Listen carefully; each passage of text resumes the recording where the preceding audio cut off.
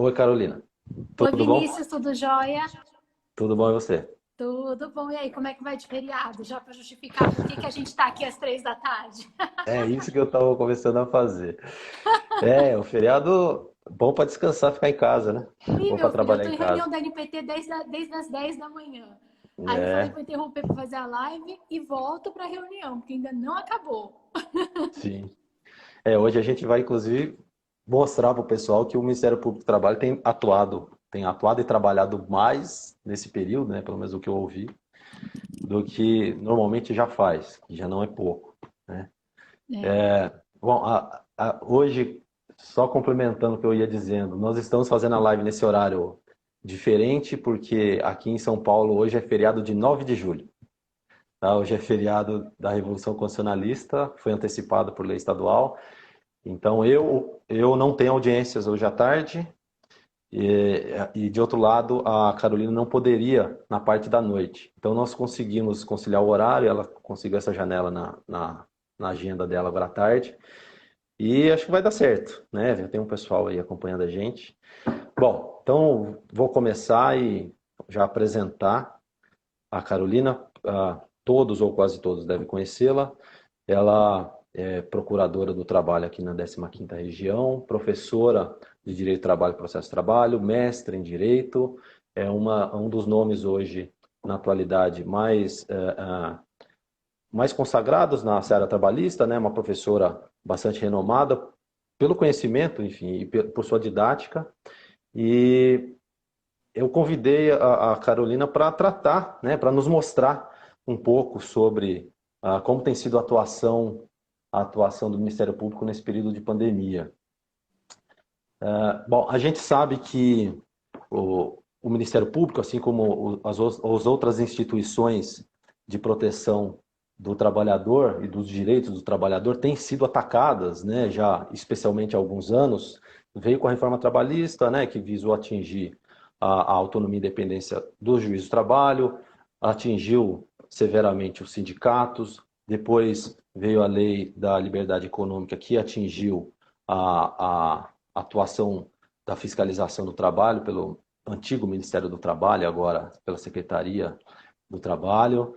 Lembrando que o Ministério do Trabalho foi extinto, né? Foi rebaixado à secretaria subordinada ao Ministério da Economia, assim como aconteceu com o Ministério da Economia, da Cultura, assim como se pretendia fazer com o Ministério dos Direitos Humanos.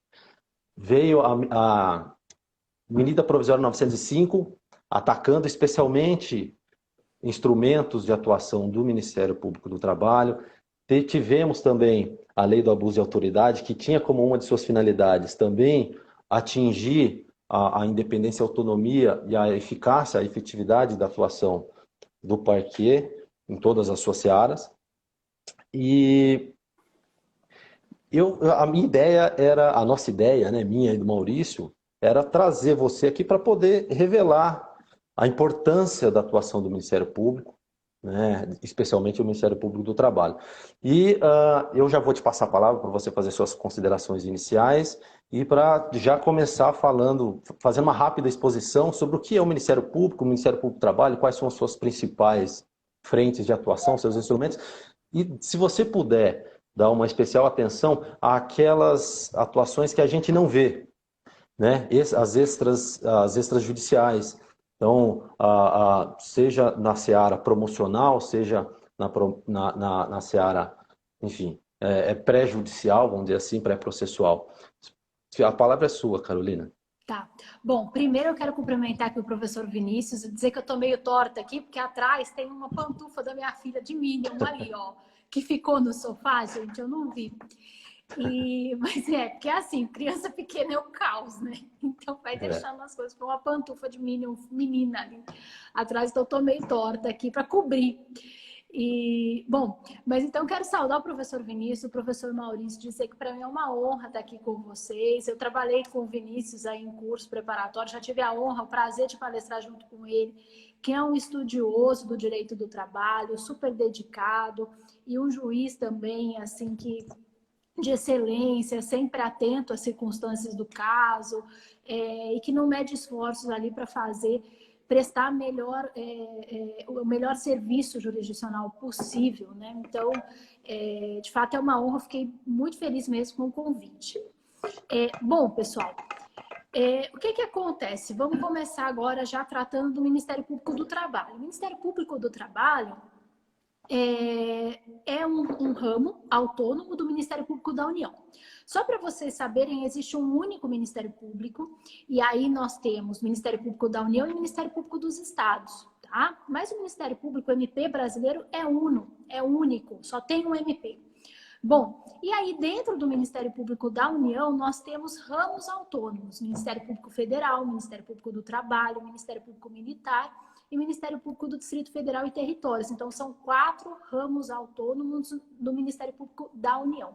E o MPT, então, está inserido aí no MPU, que tem por chefe o Procurador-Geral da República, e o chefe do Ministério Público do Trabalho é o Procurador-Geral do Trabalho. Bom, agora a gente vai falar exatamente das atribuições do Ministério Público do Trabalho. Eu costumo dizer que a atuação de todo o Ministério Público brasileiro, ela se divide basicamente em judicial e extrajudicial. Em âmbito judicial, é aquela atuação que é visível para o juiz do trabalho, porque se dá ou por meio do ajuizamento de um processo ou em um processo em curso.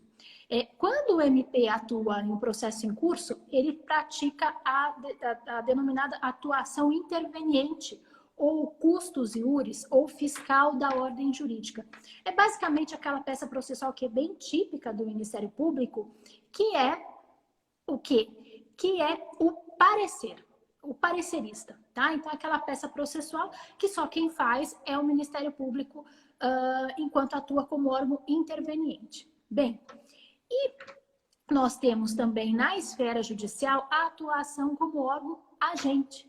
E aí, o Ministério Público pode propor, pode ajuizar qualquer tipo de peça processual. Às vezes a gente pensa, Ministério Público do Trabalho, ação civil pública. É claro, é uma correlação. Se você fosse pensar num juiz, a peça que você iria pensar automaticamente seria a sentença.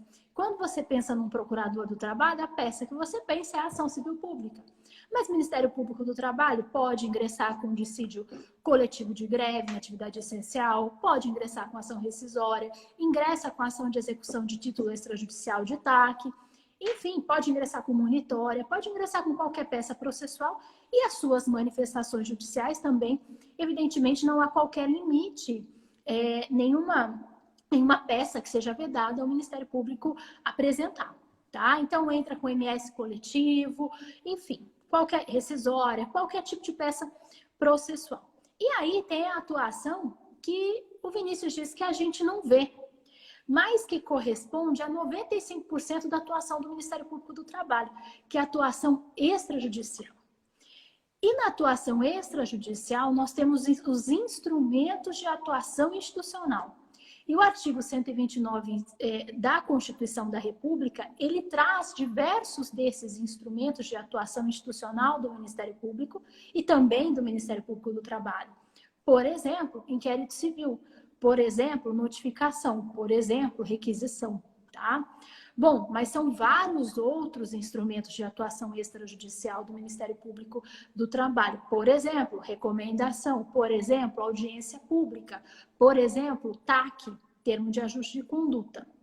Bom, sem dúvida nenhuma, se a gente tivesse 2 filhos preferidos, os nossos 2 filhos no MPT seriam: um ia chamar inquérito civil e o outro termo de ajuste de conduta. Por quê? O inquérito civil, ele é aquele instrumento de titularidade exclusiva do Ministério Público, que ele é um procedimento que, apesar de público, não é contraditório, e o objetivo é a colheita de provas quanto à ocorrência ou não daquela irregularidade, mas para a formação do convencimento do próprio membro do Ministério Público. Por meio dele, portanto, não se aplicam sanções. É como se a gente pudesse fazer um paralelo com o inquérito policial. E, na verdade, esse paralelo, ele não é nem um pouco indevido, ele não é nem um pouco atécnico, muito pelo contrário. Ele é apropriado. Tanto que, na ausência de norma legal para regular o inquérito civil, a gente adota as disposições do CPP, que regulam o inquérito policial.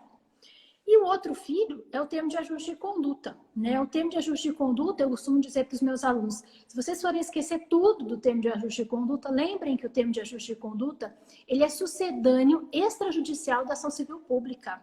Um TAC é como se fosse, claro que com uma eficácia menor em razão das matérias alegáveis em embargos, mas é como se fosse uma sentença em ação civil pública. Então, ele é um sucedâneo extrajudicial.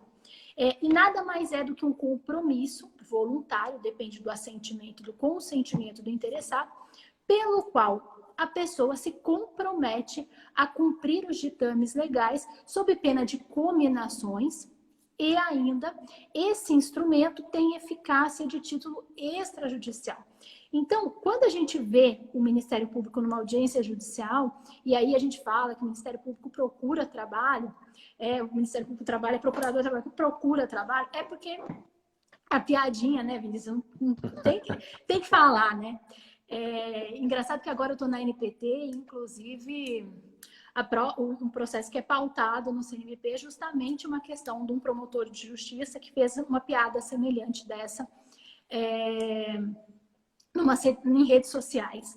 Então, né, falando que se fosse contratar, criticando uma atuação institucional do Ministério Público e dizendo que se fosse contratar desocupados para uma novela da Globo, teria que contratar procuradores do trabalho.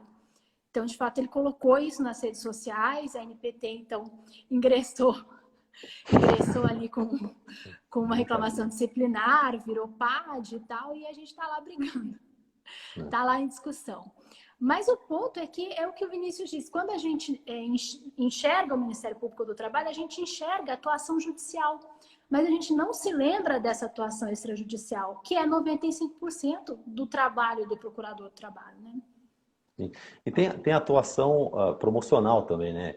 O Ministério Público do Trabalho, principalmente agora, tem participado, pelo que eu tenho ouvido dizer, de amigos do Ministério Público, que a atuação do Ministério Público nos comitês de emergência agora, de crise, tem sido de extrema relevância, né? Inclusive o Ministério Público do Trabalho hoje, ele tem sido uma das principais instituições, ou talvez até a instituição que tem melhor reunido informações sobre a crise sanitária em todo o Brasil, por conta de sua atuação coordenada, diferentemente de outros órgãos do Poder Executivo e Poder Legislativo.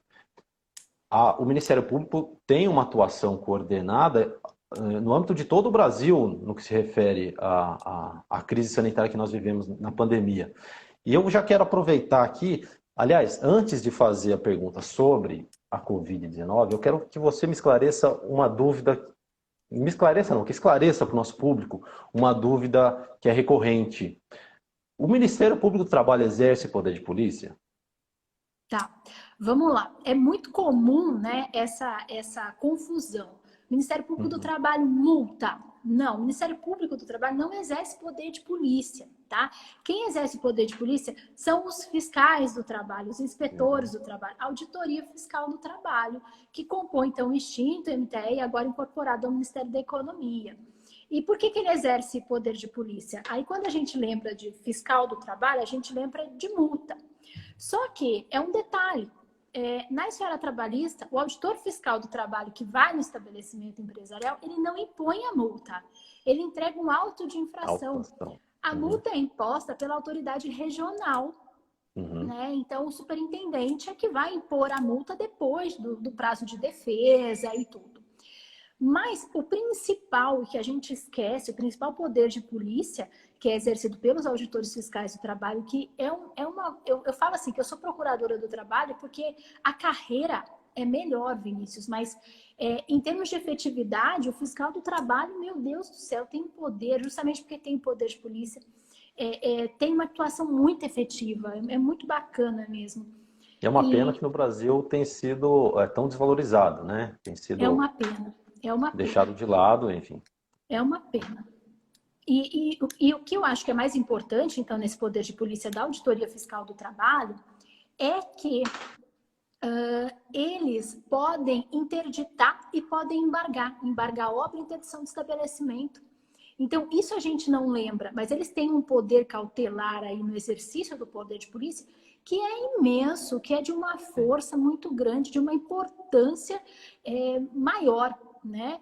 E o MPT não tem, por exemplo. Eu não tenho o poder de interditar. Se eu vejo lá o cara pendurado, se eu passo aqui na Avenida Norte Sul, em Campinas, e vejo o cara pendurado no outdoor quase caindo, eu tenho duas opções. Ou eu saio do meu carro e grito, e falo para ele descer de lá, que eu estou instaurando um inquérito civil, ou eu tenho que entrar, ou eu ligo para o auditor fiscal, né?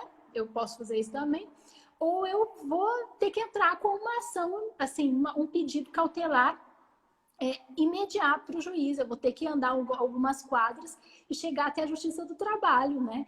E, enfim. E aí eu acho que essa é a diferença. Só que, bom, a auditoria fiscal exerce, então, uma atividade que é vinculada justamente porque exerce poder de polícia. Ministério Público do Trabalho, não, tá? Ministério Público do Trabalho, então, eu falo assim, a gente não é intérprete acrítico da lei, a gente sempre faz um controle de constitucionalidade, de convencionalidade das alterações legislativas e tudo. E a gente, então, ajuiza, a gente tem essa atuação judicial que a Auditoria Fiscal do Trabalho não tem. Sim. Agora, voltando à atuação do Ministério Público do Trabalho.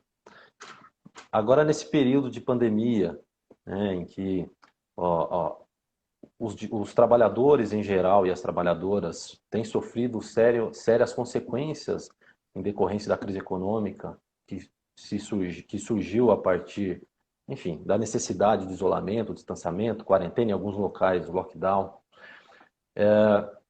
E isso tem gerado um cenário social extremamente preocupante.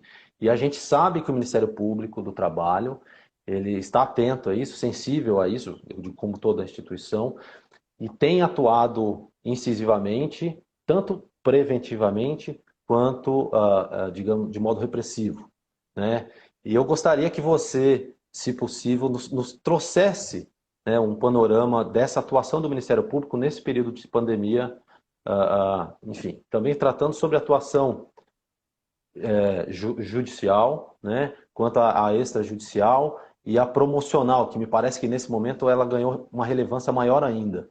Sim. Se você puder explicar para a gente, novamente reiterando, para poder mostrar a extrema importância e relevância dessa instituição para a nossa democracia.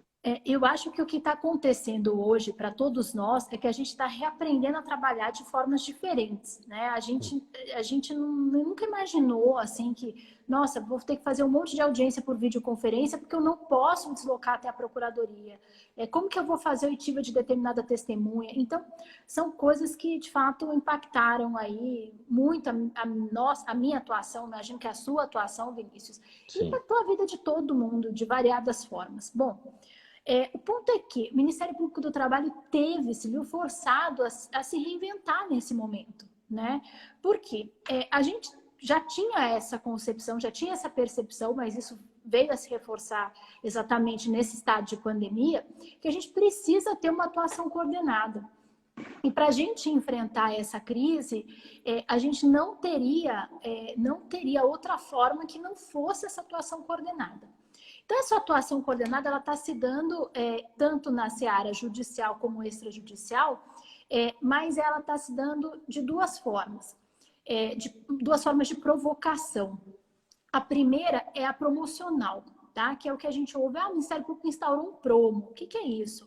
É quando não há uma denúncia de irregularidade, mas ou você pensa em uma política pública para aquele setor, ou você precisa de uma atuação linear.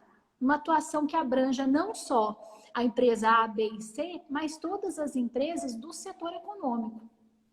E aí, então, a gente passou a atuar nessa questão da pandemia dessa forma setorizada, com promos. Sem prejuízo dos promos, a gente está recebendo, então, denúncias relacionadas a essa questão da pandemia. Sejam questões remuneratórias, como redução salarial, sem a redução da jornada, por exemplo, que está acontecendo, seja uma redução de jornada que não seja proporcional à redução salarial e inúmeras outras questões. Bom, enfim, empregadores que já forçam a pessoa a voltar ao trabalho, empregadores que não querem dispensar as pessoas integrantes do grupo de risco. Então, inúmeras questões que, de fato, vão surgindo. As questões que mais estão surgindo mediante denúncia é a ausência de fornecimento de EPI, ou então não adoção de medidas de ordem administrativa para prevenção aí do contágio. Então, são essas questões. Bom, mas o que é interessante? O que é de novo? Porque essa atuação mediante denúncia era o que a gente já fazia. O que é de novo? Nós temos hoje todas as procuradorias regionais do trabalho, as 24 procuradorias regionais do trabalho, atuando em setores, tá?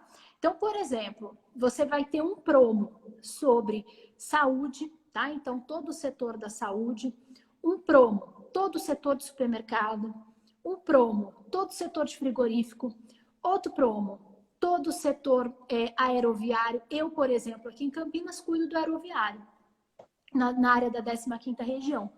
E assim por diante. Só que isso está acontecendo aqui em Campinas e está acontecendo também nas outras 23 regionais. Então, nas outras 23 regionais, procuradorias regionais do trabalho. Então, foram instaurados esses promos regionais. E tem o Comitê Nacional, que é justamente responsável pela articulação dessas ações. Então, olha, isso aqui, como é que está essa situação aqui? Como é que está essa situação ali? Qual que é a particularidade? E tem coisas, por exemplo, que estão sendo centralizadas nesse Comitê Nacional. Algo que eu posso dizer para vocês é a questão remuneratória dos aeronautas. Foram feitas diversas negociações coletivas com as empresas aéreas e essas negociações coletivas entre sindicatos e empresas, elas foram acompanhadas de perto aí pelos procuradores do trabalho que estavam à frente desse Comitê Nacional, que estão à frente desse Comitê Nacional. Então, o MPT teve que se reinventar de uma hora para outra, sem dúvida, de uma forma urgente, para cobrir uma situação que é urgente e com efetividade, porque a gente já judicializou diversos temas, porque, é claro, são questões emergenciais, então muita coisa não dá para você ficar esperando. Um hospital que não está fornecendo EPI, por exemplo, que não deixou de fazer cirurgia eletiva. Então, não dá para você ficar esperando os prazos que seriam habituais, né? Porque a gente tem aí uma urgência muito grande relacionada à própria saúde, à própria vida das pessoas. Então, judicializa, ingressa com ação civil pública. E tem ações civis públicas que foram propostas pelo Comitê Nacional que são paradigmáticas, que são aquelas relacionadas à entrega aos entregadores dos transportes por aplicativo. Uber Eats, Rappi, enfim. E a outra que eu esqueci, iFood. E aí, nessas ações, o interessante é que o Ministério Público do Trabalho disse o quê? Eu não estou discutindo aqui vínculo. Eu não quero saber se essas pessoas são empregados ou se não são empregados. Isso aí ou já foi judicializado ou então está em investigação em determinado inquérito. O que eu estou discutindo aqui é se essas pessoas também têm o direito fundamental à saúde e quem tem a aptidão para promover tais medidas, quem tem a responsabilidade por essas medidas. Então, foram ações assim, que eu falo que tem uma fundamentação muito simples, são 3 ações iguais, porque muda, claro, os contornos fáticos, mas causa de pedido e pedido, praticamente a mesma coisa. Mas são ações assim, muito bacanas, porque você vê, olha, aqui não importa se a pessoa é empregada, se não é. Ela, sem dúvida, exerce uma relação de trabalho. E o tomador de serviços é a pessoa responsável por implementar essas medidas, porque se relacionam diretamente ao trabalho, à dinâmica instituída de trabalho. Se fosse um contrato, claro que não deixa de ser um contrato, mas se fosse um contrato civil não seria diferente, né? Não seria diferente. Então, acho que é basicamente isso, tá? E o MPT também está cumprindo um outro papel que eu acho relevante, que é a questão de notas técnicas. E essas notas técnicas vêm sendo utilizadas aí como padrões decisórios mesmo, né? Tá surtindo um efeito que eu achei muito positivo, que é talvez de estabelecer algumas pautas de conduta.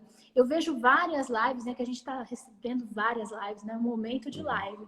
E aí, vários advogados, vários juízes citando as notas técnicas do MPT, quer dizer, essas notas técnicas estão influenciando, de fato, e vão influenciar, a gente espera, a construção aí de uma jurisprudência, os pedidos, né, os pedidos e, por conseguinte, aquilo que o juiz vai deferir, que os tribunais vão conceder.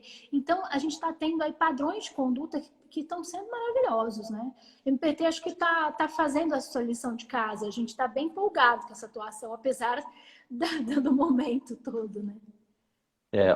O Ministério Público do Trabalho agora, como eu falei, a impressão que eu tenho, mesmo vendo de fora, é que ganhou, né, um espaço, ocupou um espaço que lhe é merecido por conta da extrema importância da instituição no nosso cenário jurídico, né? E nesse momento em que o trabalho ele surge, né, para aqueles que assim não entendiam, como centro das relações sociais, né, o Ministério Público do Trabalho ele aparece ou precisa aparecer com toda a sua importância. Né? A sociedade precisa reconhecer a relevância não só da Justiça do Trabalho e dos advogados trabalhistas, mas, sobretudo, nesse momento do Ministério Público do Trabalho, nessa atuação, como você falou, antes, né, da judicialização, que a gente não vê, pelo que você mencionou, que confirmo que eu já tinha ouvido, que ouço mais de uma vez, é o que mais demanda energia, mais demanda tempo dos membros do Ministério Público do Trabalho. E agora vamos passar para as notas técnicas, que aqui, enfim, só cada uma delas demandaria algumas lives, né? Mas foram 7, né? 7 notas Não, técnicas? Na verdade, nós São temos quantas? 10 notas técnicas 10 e notas mais técnicas. uma sobre a MP 927 e outra sobre a 936.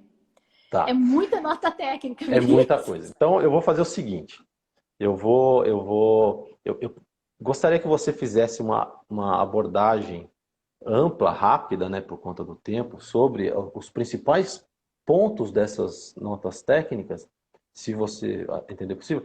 Enfim, né, sem qualquer pretensão de esgotar, enfim, se você puder pontuar, e aí a gente debater uma questãozinha ou outra ao longo dessa sua exposição. Principalmente quanto a 2 pontos. Vai lá. 3, na verdade. A classificação das atividades, quanto ao risco, ao trabalho das domésticas, tá? E eu gostaria também sobre o princípio da adequação proporcional, razoável, que, enfim, isso aí é muito abrangente, eu já comentei aqui algumas vezes em outras lives, então eu acho que a gente precisa ressaltar esse tema. Então vamos lá, se você consegue, enfim, você com essas ideias que você consegue, vamos lá. Então, assim, são 10 notas técnicas e 2 da MP 927 e 936, tá? Uma da MP 927 e outra da 936. Bom, mas o que acontece? São notas técnicas que foram elaboradas com a PGT em conjunto com as coordenadorias temáticas do Ministério Público do Trabalho. E eu vou dar esse panorama, Vinícius, geral, e depois a gente volta discutindo, ou você Ótimo. vai me falando, vamos discutir isso no meio, fica à vontade, aí da forma como você quiser fazer, para mim está excelente. Bom, E aí a nota técnica 1, ela dá uma diretiva para os membros do Ministério Público do Trabalho para que participem ativamente dos comitês municipal e estadual de gestão da crise pelo coronavírus, tá? Então, basicamente, olha, Ministério Público do Trabalho, você é órgão de articulação social e, portanto, deve participar aí dos comitês de enfrentamento, sejam eles municipais, sejam eles estaduais, para que o trabalho seja considerado como um fator na disseminação ou na contenção do coronavírus, tá? Porque é, de fato, um fator relevante. O meio ambiente de trabalho, o estabelecimento empresarial, ele é, sem dúvida, um local de contaminação. Pode ser um local de contaminação pelo coronavírus. Então, sem dúvida, o trabalho é um fator relevante e, como tal, deve ser considerado. E cabe a você, Ministério Público do Trabalho, quero saudar meu amigo Juliano, procurador do trabalho lá em Sorocaba. Obrigada, meu amigo, por prestigiar. E eu vi a Regina também, minha amiga lá de Ribeirão. Então, obrigada aí por prestigiarem 2 Deixa eu grandes aproveitar amigos. aqui, você deu a deixa para cumprimentar os o pessoal que está nos acompanhando. Eu vou cumprimentar alguns que eu vi, tem bastante gente. Então, cumprimentar minha mãe, que acompanha todas as lives, está sempre Ah, que comigo. querida. A minha irmã também, que também é da área jurídica, também acompanhando, a Raquel. O Uhum. Caio, que acompanha várias lives aqui. A Paula Ravena, Paula é que uma querida, minha também aluna.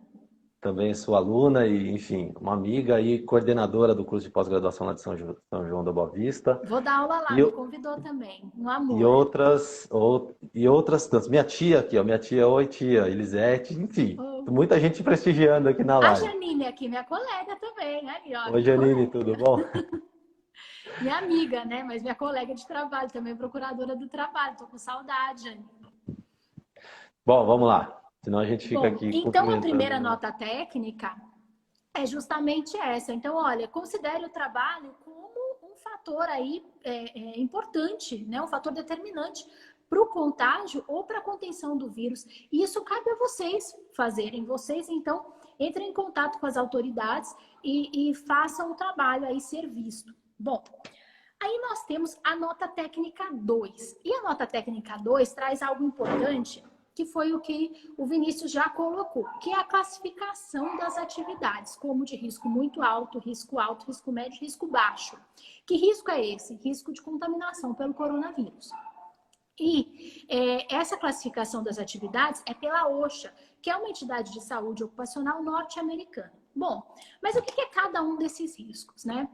O risco muito alto seriam aquelas pessoas que trabalham em contato direto com pessoas que testaram positivo para o coronavírus. Enfermeiro, médico, profissionais da saúde em geral. Aí nós temos o risco alto, as pessoas que têm um contato imediato com essas pessoas que testaram positivo. Então, o motorista da ambulância, por exemplo, tem um contato imediato, a não ser que ele, de fato, como a gente vê na prática, né, que acontece na prática, que ele, às vezes, faz essa remoção do paciente sem mesmo o enfermeiro. Está cheio aqui no Ministério Público do Trabalho de investigação assim. Bom, e aí, então, esse é um segundo caso, risco alto. Aí nós temos risco médio. Risco médio são aquelas localidades em que há grande aglomeração de pessoas.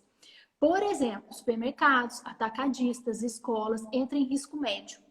E risco baixo, aquelas pessoas que podem trabalhar, que habitualmente não têm contato com o público e que podem trabalhar um distanciamento de pelo menos 2 metros da outra pessoa.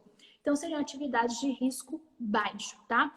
E essa nota técnica 2, ela fala o seguinte, olha, para essas pessoas que têm risco de contaminação alto e muito alto, eu já recomendo a utilização de determinados equipamentos de proteção individual e de adoção de determinadas medidas de ordem administrativa e organizacional. Então, olha, álcool em gel, sanitizantes, pia com local para lavar as mãos, uso de máscara, de óculos, de luva, enfim.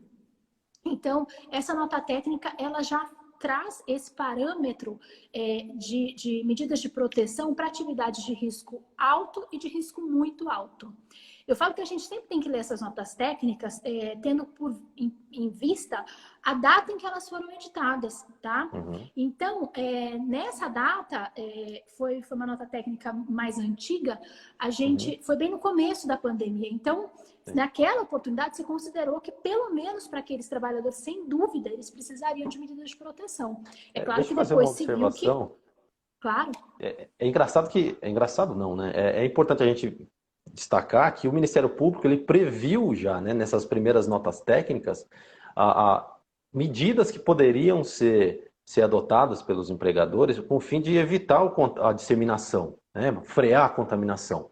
E aí você vai tratar sobre isso também, se possível, né, sobre quando a gente fala sobre o grupo de risco, né, medidas de afastamento do trabalho, enfim, home office, etc. O Ministério Público do Trabalho ele se adiantou, ele se antecipou à medida provisória 927. Então, antes da medida provisória, ele já previu essa possibilidade, já recomendava essa possibilidade. Já. Vamos lá, só para... Bom, o que acontece? Como o Vinícius disse, isso aí que a gente previu foi porque, assim, eu lembro que comecinho de março eu conversei com um médico do trabalho aqui da Procuradoria, da 15ª Região, ele falou assim, doutora, a gente vai entrar em breve em distanciamento social. Eu falei para ele, o quê? Você tá doido? Isso foi assim, dia 1º de março, sei lá. Ele falou assim, eu vou dizer mais para a senhora, no mínimo até agosto. Eu falei, você tá doido? O que aconteceu? Eu falei para ele, desse jeito, você tá doido? De onde você tirou isso? Não, doutor, é sério. Nós aqui do MPT, o setor médico do MPT, já tem algum tempo que a gente já está reunindo. O procurador-geral já está sabendo disso tudo, que vai acontecer isso. Entendeu? Então, assim, a gente não estava nem imaginando que seria dessa forma, mas os médicos, claro, já tinham total previsibilidade disso. E o MPT, então, já começou, com base nessa avaliação médica, né? Já começou, então, a adotar no seu âmbito medidas e também a recomendar que essas medidas fossem adotadas. Bom, a nota técnica 3 de 2020, eu falo que é a nota técnica mais simpática de todas, aquela que todo mundo quer abraçar, porque ela trata dos trabalhadores com responsabilidades familiares, né? Sim. E aí, nessa nota técnica que se começa a dizer, olha, o trabalhador que tem responsabilidade familiar, embora a Convenção 156 da OIT não tenha sido ratificada pelo Brasil, é fonte material de normas, então fonte também para o estabelecimento de políticas governamentais. Então, afaste essas pessoas, tente implementar para essas pessoas medidas que permitam que elas compatibilizem o trabalho, mas também a vida privada, a vida particular, como, por exemplo, aí, o cuidado com os filhos, com as pessoas idosas. Então, implemente para elas horário flexível, implemente, se possível, o trabalho remoto, se possível, antecipe férias. Você que está no grupo de risco, a pessoa está no grupo de risco, ela precisa ser afastada do trabalho. Se ela tiver na casa também pessoas do grupo de risco que demandem o cuidado dela, né, por parte dessa pessoa que trabalha, essa pessoa também deve ficar afastada. Alguém da família dessa pessoa testou positivo ou está com suspeita de coronavírus, então afaste também esse trabalhador do ambiente de trabalho para não piorar. Também não se permite que se leve essas pessoas para o trabalho. Então, o seu filho está fora da escola, porque não está tendo escola. Não, então eu vou levar para o ambiente de trabalho. Aí que piora, né? Então, é uma nota técnica, assim, que eu falo que é fofíssima. Todo mundo gostou, porque quase todo mundo tem alguém de quem cuida, né? E é uma nota técnica de uma sensibilidade muito grande, né? Porque não tem, de fato. Eu, por exemplo, eu tenho uma filha. Eu vou deixá-la com quem? Eu não tenho com quem deixar. Então, o Vinícius viu, para fazer essa live hoje foi uma movimentação para ver quem ia ficar com a minha filha, para eu poder fazer a live. Então, funciona assim. Mas eu estou em teletrabalho, eu estou em trabalho remoto, né? Então já me ajuda. Então, é justamente essa sensibilidade que teve essa nota técnica 3. Posso partir para 4? Aqui, eu gostaria que você pontuasse, porque essa é uma questão muito controvertida. Opa, desculpa. Isso acontece. Acontece. Bom, ainda bem que eu não estava com a calça do pijama, né? Enfim. Vamos lá. Então, aqui, nesse ponto, é uma dúvida, enfim, recorrente, né, nas outras lives. O pessoal pergunta, como é que faz? Não tem norma, não tem lei, a empresa é obrigada, não é? O trabalhador tem filho doente, tem idoso em casa, é pai solteiro, é mãe solteira, família monoparental, etc.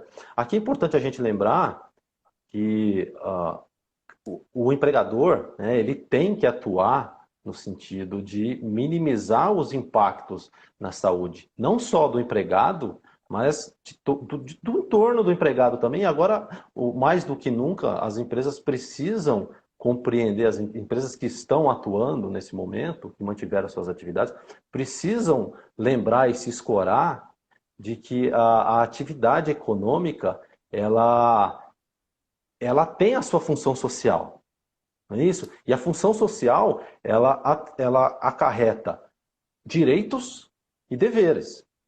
E neste momento de solidariedade, de necessidade de uma visão mais ampla do bem comum da sociedade, as empresas têm que prestar atenção nisso, têm que atuar com empatia, né? Se colocar no lugar do trabalhador, da trabalhadora, da família. Não basta dizer assim, você não tem direito porque não está na lei. Pera lá, não está na lei, mas as leis, as normas legais ou infralegais não são as únicas normas que integram o nosso ordenamento. E agora, mais do que nunca, a gente precisa fazer uma interpretação constitucional e sistemática dessa atuação empresarial. E os empresários precisam ter essa visão, precisam ter essa ideia, e os advogados que atuam em consultivos precisam também ter essa visão. E recomendar aos seus clientes que tomem muito cuidado quando forem punir, né, suspender, ou forem dispensar trabalhadores ou trabalhadoras, gestantes, lactantes, né, que têm familiares em grupo de risco ou que queiram mantê-los trabalhando à força, né, tem que, de alguma forma, partindo do princípio da adequação razoável, tentar, de alguma forma, adaptar o trabalho daquele trabalhador, aquela trabalhadora, de modo a possibilitar a continuidade do emprego, né? E ao mesmo tempo, a continuidade da atividade econômica. Vamos lá, professora. É isso mesmo, né, Vinícius? É o princípio da adaptação razoável, que a gente tem, por exemplo, na Convenção Internacional dos Direitos das Pessoas com Deficiência, que é incorporado pelo ordenamento jurídico brasileiro como norma constitucional, pelo procedimento formal de emenda constitucional, é a adaptação razoável, gente, né? O empregador ele tem o dever, na verdade, de propiciar um ambiente adequado, um ambiente de trabalho adequado para o empregado e inclusivo. Então, nessa conjuntura, eu diria que o empregador, por exemplo, que exige que o empregado compareça na empresa, podendo estar em trabalho remoto, por exemplo, ele está assumindo um risco de um passivo trabalhista muito grande, né? E não fornece equipamentos e não adota as medidas de ordem administrativa, ele está sendo responsável não só com o seu empregado, mas com o próprio negócio dele, com a própria atividade empresarial. Porque você corre o risco de um passivo trabalhista. E é isso que eu acho que todo empresário, numa organização empresarial que tem por objetivo lícito, lucro, mas ele precisa considerar, evidentemente, todos os riscos envolvidos nessa atividade econômica e tomar uma decisão que seja economicamente a mais sensata. Então, me parece que seja uma opção também de própria manutenção a longo prazo da lucratividade do negócio, né? Acho que a gente tem que compatibilizar. Bom, aí a gente tem a nota técnica 4, que se a nota técnica 3 ela foi bonitinha para todo mundo, eu quero mandar um abraço para o André Doster, meu amigão aí de Deixa eu aproveitar aqui também, mandar um abraço para o André Doster e para o doutor João Batista, o desembargador aqui da 15ª Região, que é proveniente do Ministério Público, não é isso? Ah, o João Batista está aqui? Exatamente. João Batista, um abraço para você, viu? Quero cumprimentar aqui a Pri também do Promagens, que também está nos assistindo. Então, eu quero mandar um beijo para a Pri. Um abração para o André aí. Um prazer ter vocês aqui. Bom, e mais um abraço. Deixa eu aproveitar só mais um. O Lucas Stein Camargo. É meu amigo de faculdade, juiz de direito lá em Araras, e que não é a primeira vez que nos acompanha aqui. Um abraço, Lucas. Vamos lá, professora. Legal. Bom, e aí a nota técnica 4, que se a 3 foi muito simpática, a 4 foi muito antipática para grande parte das pessoas. Eu até briguei no meu grupo de família, porque disseram que a MPT queria mandar dentro da casa deles, que isso era um absurdo. Porque a nota técnica 4 versa sobre o trabalho doméstico, né? E basicamente não falou nada diferente do que falou na nota técnica 3. Então, o que significa? Olha, nota técnica 4, basicamente, olha, o mesmo padrão de proteção que se deve aos empregados em geral, porque são titulares do direito à saúde, ao meio ambiente do trabalho equilibrado e saudável e seguro, também se aplica aos empregados domésticos. Então, forneça álcool em gel, forneça máscaras, forneça luva, se possível, dispense com o patamar remuneratório integral e, principalmente, olha, se tiver alguém na residência com suspeita de coronavírus, essa pessoa, esse trabalhador doméstico, não pode vir para a residência. Né? A gente tem que lembrar que uma das primeiras pessoas que faleceu no Brasil em razão do coronavírus foi justamente uma empregada doméstica de 63 anos, cuja patroa veio da Itália, testou positivo para o coronavírus, ela continuou trabalhando, tá, na residência, e aí ela, como era de grupo de risco, veio então a contrair a doença e faleceu, tá? Então, uma mulher de 63 anos no Rio de Janeiro. E então, basicamente foi isso. Não tem razão para nenhuma insurgência aí, porque é o mesmo parâmetro, tá? A mesma coisa. O que se aplica para os trabalhadores em geral também se aplica para os domésticos. Afinal de contas, a gente está falando aqui de direitos fundamentais. Então, eles têm aí a marca da universalidade, né? Da máxima efetividade, enfim. Deixa eu fazer uma observação aqui quando a gente fala sobre Claro. proteção do trabalho doméstico. A gente precisa colocar o dedo na ferida. Sempre que a gente fala de trabalho doméstico, a gente não pode esquecer, né, que, como você mencionou, não há qualquer justificativa lógica jurídica para tratar diferentemente em relação aos direitos sociais as trabalhadoras, os trabalhadores domésticos e trabalhadoras domésticas em relação a outros trabalhadores. Tá? E essa ideia, essa concepção que ainda existe, ainda vigora no Brasil, é enraizada. Isso aí, isso precisa, a gente precisa ultrapassar isso, por isso a gente precisa debater, precisa conversar sobre isso, porque é uma chaga histórica, uma carga, uma herança histórica, cultural, que a gente precisa deixar para trás. Isso tem forte influência do machismo estrutural e do racismo estrutural.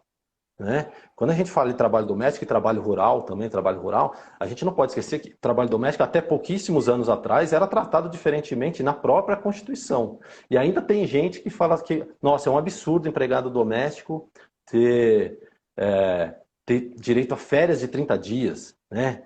Ter direito a fundo de garantia. Gente, o que é isso? Né?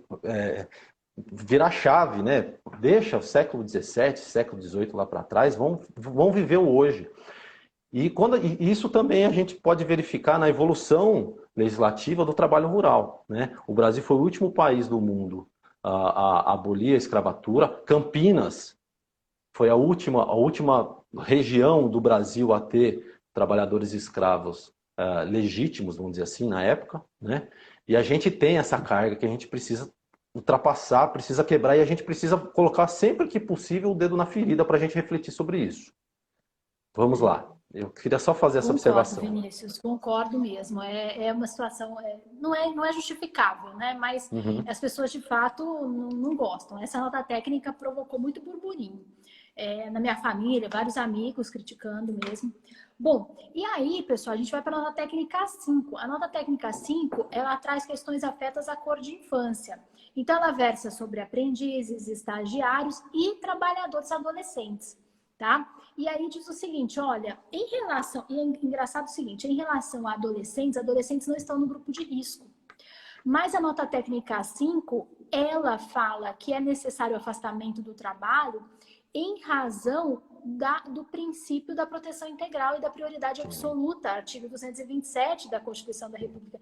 Então, embora essas pessoas não estejam aí no grupo de risco, mas elas devem ser afastadas do trabalho em razão do princípio da proteção integral. E quando eu falo afastado do trabalho, eu não estou dizendo, vai ser afastado, mas pode o trabalho remoto, eu não vou dar o trabalho remoto. Não, gente. Se é possível o trabalho remoto, se é possível o trabalho telepresencial, que simplemente o trabalho telepresencial também para essas pessoas, para aprendizes, para estagiários e para trabalhadores adolescentes. Se é possível também dar férias coletiva, é possível também antecipar férias individuais, é possível, tá? São todas essas medidas. Mas o MPT, então, em razão do princípio da proteção integral, que garante a prioridade absoluta para a criança, para a adolescente, em relação ao trabalhador adolescente, fala, olha, tem que se afastar do trabalho, tem que se observar dessa diretiva. A diretiva, de fato, é de preservação aí máxima da saúde dessas pessoas, tá? Dessas pessoas em desenvolvimento. Bom, aí a nota técnica 6 é a nota técnica, eu acho que tá dando aqui uma claridade, peraí que eu vou inverter, gente, vocês me desculpem. Tá dando um reflexo no meu rosto aqui, eu tô ficando incomodada. Bom, e aí, tá dando para ver agora? Tá. Tá uma ótima imagem. Tá, então tá bom, porque tava um reflexo no meu rosto aqui, horrível. Bom, e aí, em relação à nota técnica 6, ela menciona o quê? A necessidade de diálogo entre empresa e entre empregados para a implementação dessas medidas de contenção da epidemia viral, né? Dessa pandemia viral. Então, o que que acontece? Normalmente já era muito complicada essa dinâmica empregado e empresa, sempre foi muito complicada. E agora a gente tem um fator ainda a mais, que é justamente a necessidade, aí um fator que veio aí em cima de tudo isso, que é a necessidade de implementação de medidas de contenção. Então, a nota técnica 6 diz o seguinte: nada melhor do que o diálogo social para que as partes possam chegar em medidas que sejam adequadas. Então, seja para férias coletivas, seja para implementação de teletrabalho, seja para você, quanto a equipamentos de proteção individual, quais seriam os mais específicos para cada categoria, e, enfim, para que todas essas medidas sejam construídas em diálogo. Enfim, o MPT se coloca à disposição de empresas e de sindicatos para funcionar como mediador desses conflitos sociais que possam surgir. E a gente tem recebido uma dezena de mediações, né? Todas aí feitas por videoconferência, mas a gente tem recebido muitas mediações mesmo, justamente para tratar disso, tá? Bom. Sim. Vamos lá. Aí... Você quer falar sobre outras notas técnicas? Eu acho que esse panorama que você fez, me parece que, considerando a limitação do tempo, né, evidentemente, tá bom, me parece, né, que deu para trazer uma boa noção dessa atuação do Ministério Público, do trabalho nesse momento. Tá joia, Vinícius. Nós estamos aqui perto do fim, eu quero só fazer uma perguntinha rápida para você. Claro. Tá? Antes da gente terminar, antes da gente seguir para os últimos considerandos. Você, caso trabalhadores, ou mesmo cidadãos em geral, ou mesmo empresas, né, ou advogados, queiram formalizar denúncia, como é que eles fazem? Fazem pela internet, fazem pelo correio, enfim, em quais meios existe sigilo, não existe, e quais seriam as principais matérias, vamos dizer assim, em quais casos que cabem essas denúncias? Tá. Bom, assim, deixa eu só responder aqui uma pergunta da Janine, que na verdade eu acho que ela está reproduzindo a pergunta de uma aluna minha, Juju. Sim. Que é o seguinte: qual a natureza jurídica dessas notas técnicas, tá? Na verdade, elas não são obrigatórias, elas são orientativas, elas são meramente persuasivas. Então, elas convencem, elas pautam condutas na medida da força dos argumentos nelas contidos. De modo que é somente algo orientativo. Mas, embora seja algo orientativo, justamente em razão do peso da instituição, é que elas vêm assim servindo, a gente vê como até padrão decisório. O Rafael Mizera tem feito live aqui com empresários e tudo pelo escritório, e os empresários questionam para ele: mas tem a nota técnica tal. Então, os próprios empresários estão lendo essas notas técnicas, então possuem um peso orientativo, tá? Não são obrigatórias, não são vinculantes, mas de fato convencem na medida dos argumentos e do peso da instituição que está emitindo esses entendimentos, tá? Bom, mas não sei se esclareci. Mas, Vinícius, voltando à sua pergunta, como que se faz a denúncia? Pode ser feita a denúncia presencial, mas nesse momento a repartição está fechada, tá? Então, a forma de recebimento de denúncia é basicamente através da internet por meio do portal eletrônico. Se você entrar no site www.mpt.mp.br, você faz denúncia. Tem lá o campo denúncia. Se você entrar no site www.prt15.mp.br, aí você também faz a denúncia por meio eletrônico, tá? Pode ser sigilosa e pode ser anônima, até mesmo anônima. Se você fizer uma denúncia anônima, o problema é que muitas vezes a denúncia pode estar incompleta aos olhos do procurador que pegue. E aí o membro pode não ter condições de prosseguir na investigação. Então pode fazer o pedido de sigilo, que será também apreciado pelo membro, tá? Pelo membro da instituição. Bom, quais as principais matérias? EPI, equipamento de proteção individual, empresa que está funcionando sem ser atividade essencial, não afastamento de grupo de risco, mesmo a questão, e agora eu vou entrar num ponto controvertido aqui, de redução salarial e redução da jornada sem acordo coletivo, porque é algo que aí reputa inconstitucional, e aí vocês vão dizer, mas teve manifestação do pleno do STF dizendo que não precisa de negociação coletiva. Não Bom, tem a amor, questão da vinculação, essa né? decisão, ela não vincula, ela não tem efeito Exatamente. erga omnes. Então, eu sinto muito, o pau vai comer muito ainda, até que o plenário decida, né? Ou então o plenário, ou então que o plenário se decida em fóruns de definitividade rápido, porque senão o MPT vai continuar nesse entendimento que de toda sorte também está numa nota técnica, né? Da necessidade de um acordo coletivo. Então, vai atuar.